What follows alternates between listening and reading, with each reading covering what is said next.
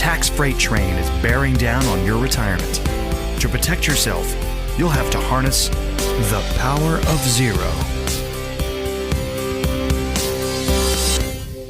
Hi there, David McKnight here. Welcome to the Power of Zero show. I'm the best-selling author of The Power of Zero, Look Before You Lerp, The Volatility Shield, and recently released Tax-Free Income for Life. If you haven't had a chance to check that out, I encourage you to go to wherever you buy fine books and grab a copy. And it is meant to be a companion volume to go right along with The Power of Zero. So I hope you enjoy it. And if you have a chance, throw a review over on Amazon. That helps a lot. If you were looking for someone to help you navigate all the pitfalls that stand between you and the 0% tax bracket, why, head on over to davidmcknight.com. We can hook you up with a vetted, qualified, trained, personally by me, financial advisor who can help you shepherd you through the process. And if you are a financial advisor and want to transform your practice into a Power Zero type practice, head on over to powerofzero.com. All right, last week, I did a review of David Walker's book. I did a partial review of David Walker's book, America in 2040, Still a Superpower. I basically talked about all of the financial issues that David Walker laid out and why he thinks that by 2040, the United States influence will be vastly diminished on a number of fronts, not the least of which is economically due to our lack of fiscal restraint. It was pretty dire. It was pretty bleak and certainly sobering. But David Walker did lay out a series of solutions, and I want to talk about those, and you can make up your mind how realistic they are.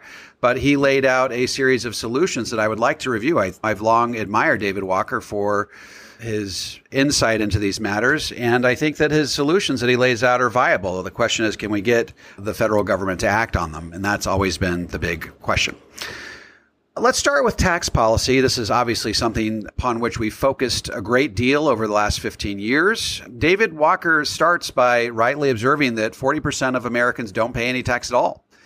In fact, not only do they not pay tax, there's 20% of Americans who receive a refundable tax credit. And he observes that this refundable tax credit basically means you're getting a refund from the government even if you didn't pay tax. It's just a way of getting, basically it's redistribution of money. He said this has been used to help lower income people in lieu of raising the minimum wage. So I think it's just a more politically viable way to get money into the hands of people of lower income instead of raising the minimum wage.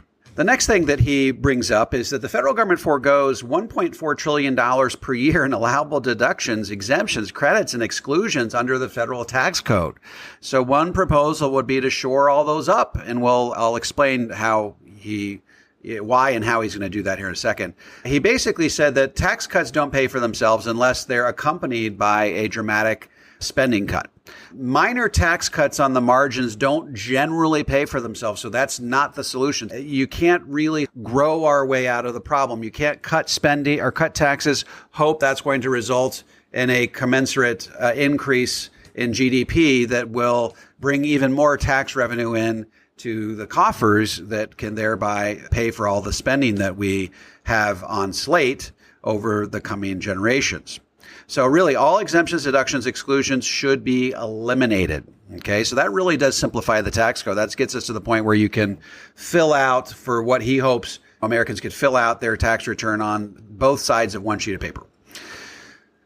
He wants to make income tax more inclusive and more progressive. He says all individuals above poverty level should pay some amount of tax. So what we're talking about here is broadening the tax basis. Remember, there's 2,500 billionaires in the United States. You could confiscate all of their money and it would only run the federal government for about 7 months. Okay, so it's not enough to tax the rich. We have to broaden the tax base. More people have to be invested in the system.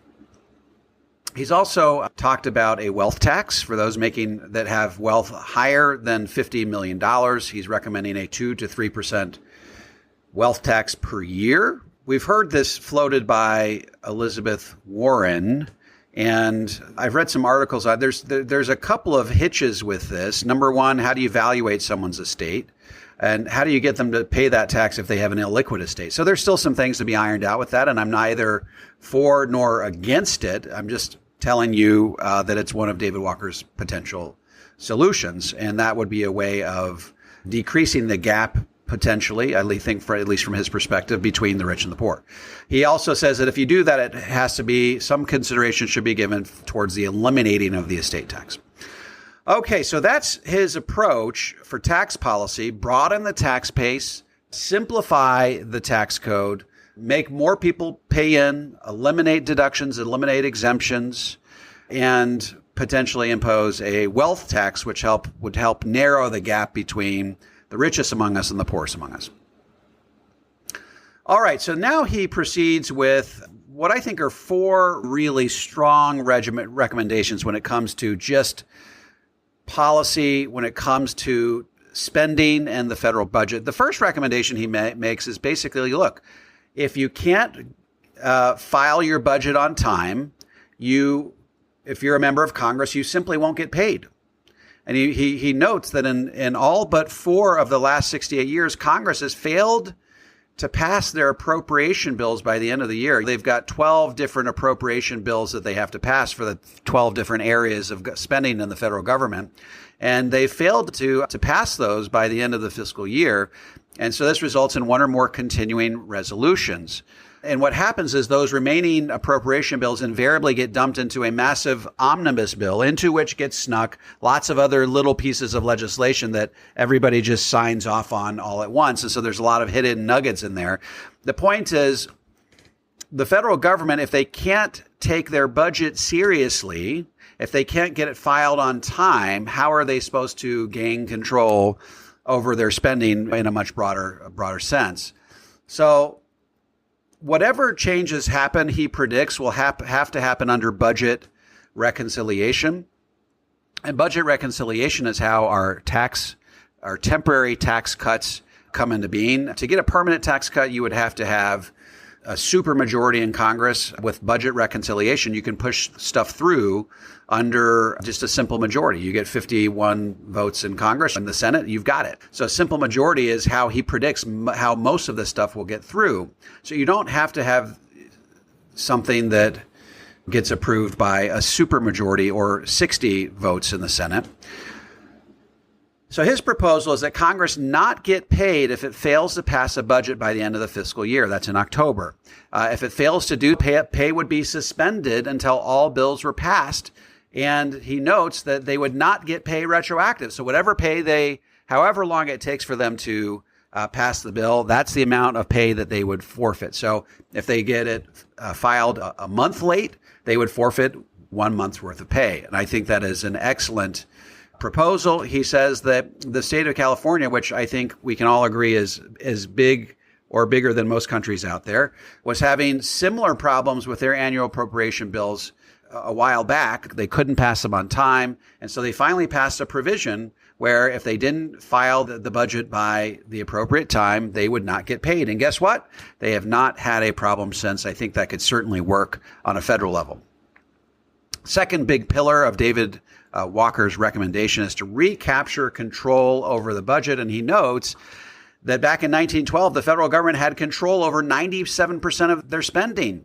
Now we only have control over 29% of our spending. In other words, 71% of the budget is non-discretionary, which means we're writing a blank check for 71% of the annual budget, which grows and compounds over time. So we have no control over what we're spending on that. Those costs are going to continue to grow and compound right along with the debt. So the debt by law will go up unless we raise taxes. So 71% of the budget is on autopilot mandatory spending, which is primarily Medicare, Medicaid, Social Security, interest on the debt. He says that would have to be reduced from 71% to 33%. Okay. Now, the only thing that he is reluctant to really cut is Social Security. He says it's one of the most popular federal programs. If you were to cut that, there would be a general revolt among the population. I could certainly see pushing it back a couple of years before you qualify. He also says that you cannot put a cap on interest on the national debt. So in other words, if you keep piling on the debt, that interest is going to continue to grow and you have no control over it. You simply have to pay it year over year. And as I've said in past podcasts, that will eventually grow to overtake 100% of the federal budget. Right now, we're at 91% of the federal budget. He says that we need to change our approach to debt limits. Now, what is our approach to debt limit right now? We put a ceiling in place. We hit that ceiling and then we negotiate in Congress. And if we can agree to push that ceiling up, then we do.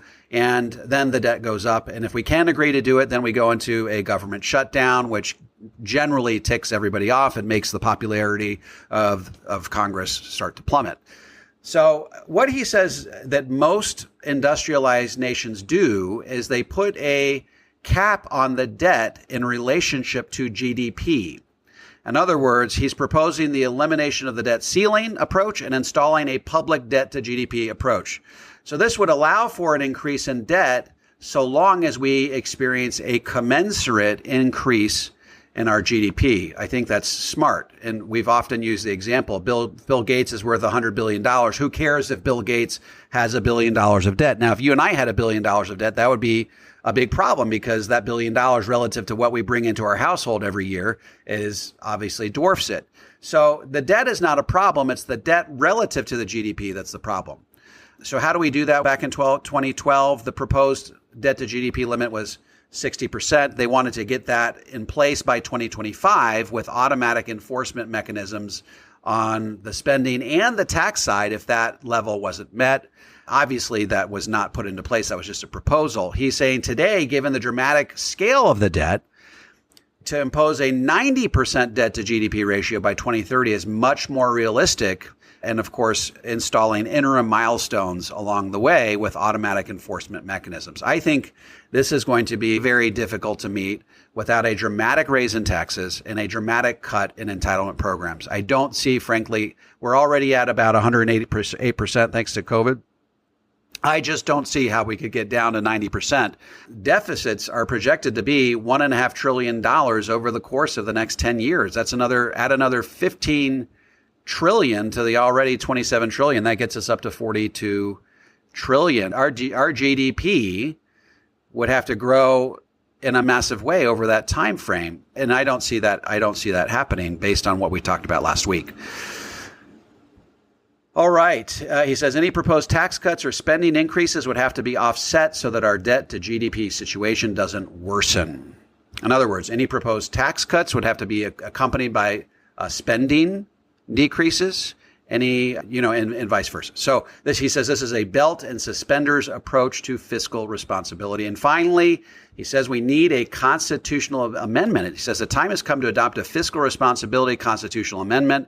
In other words, focus on getting the debt to GDP ratio to a reasonable and sustainable level and not to exceed it absent extraordinary events like war or another pandemic. In other words, we need to constitutionally prescribe that the debt to GDP ratio has to remain at a certain level, a certain percentage, and that it cannot increase that percentage based on the Constitution. So we know that this works because most states have constitutional amendments, or within most states' constitutions, they are not allowed to spend more than what they bring in because they don't have the ability, frankly, to print money.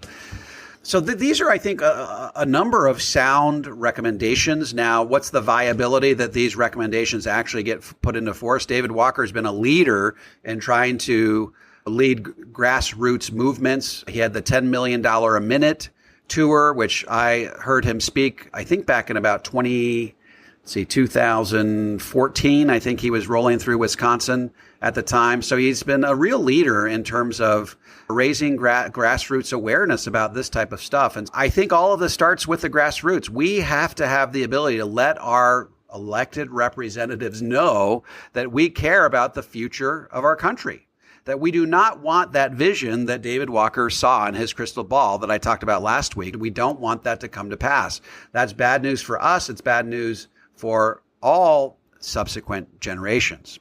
And it's also bad news for your 401ks and IRAs. Why? Because David Walker is predicting that tax rates have to rise dramatically, spending has to lower dramatically, or some combination of the two over the course of the next 10 years, or frankly, all of those things that he talks about in the first half of the book that I talked about last week are going to come to pass. It's just a mathematical reality. And every year that goes by where we fail to address it means that vision, that the reality of David Walker's vision becomes more and more real and more inescapable. All right, folks, that is the podcast for this week. We look forward to chatting with you same time next week. Again, if you are looking for someone to help you navigate all of this, head on over to davidmcknight.com. And if you're a financial advisor that wants to start adapting these principles to your practice, head over to powerofzero.com. And as always, would love a review of any of our books, but particularly Tax-Free Income for Life on Amazon. Talk to you next week.